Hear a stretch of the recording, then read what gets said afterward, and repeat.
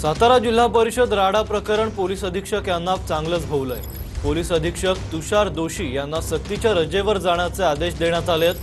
प्रकरणाची चौकशी होईपर्यंत सक्तीच्या रजेवर जाण्याचे आदेश देण्यात आलेत। चौकशी होईपर्यंत अतिरिक्त पोलीस अधीक्षक कडूकरांवर ही जबाबदारी देण्यात आली आहे। वैशाली कडूकर यांच्याकडे सातारा पोलीस अधीक्षक पदाची जबाबदारी सध्या देण्यात आली आहे।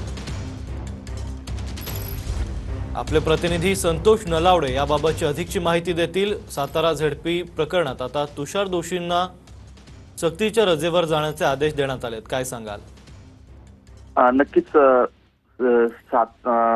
जिल्हा परिषदेच्या अध्यक्षपदाच्या निवडणुका ज्या होत्या त्या 20 मार्चला पार पडल्या आणि या दरम्यान जो काही राडा झाला होता त्या दरम्यान धक्काबुक्की पालकमंत्री शंभूराज देसाई यांना झाली होती आणि या प्रकरणात सातारा पोलिसांवर ताशेरे ओढण्यात आले होते। याबाबत अधिवेशनात याचे पडसाद उमटले होते आणि त्यानंतर एसपी तुषार दोशी यांच्यावर निलंबनाची देखील कारवाईची मागणी देखील करण्यात आली होती। मात्र याची सखोल चौकशी व्हावी अशी बाबत स्वतः मुख्यमंत्री यांनी याबाबतचा सांगितलं होतं। मात्र सध्या आता सक्तीच्या रजेवर जाण्याबाबतची माहिती आदेश यामध्ये मिळत असल्याची माहिती समोर येत आहे। याबाबत चौकशी होईपर्यंत अतिरिक्त पोलीस अधीक्षक वैशाली कडूकर यांच्याकडे सातारा पोलीस अधीक्षक पदाची जबाबदारी मिळाली असल्याचं समोर आलंय।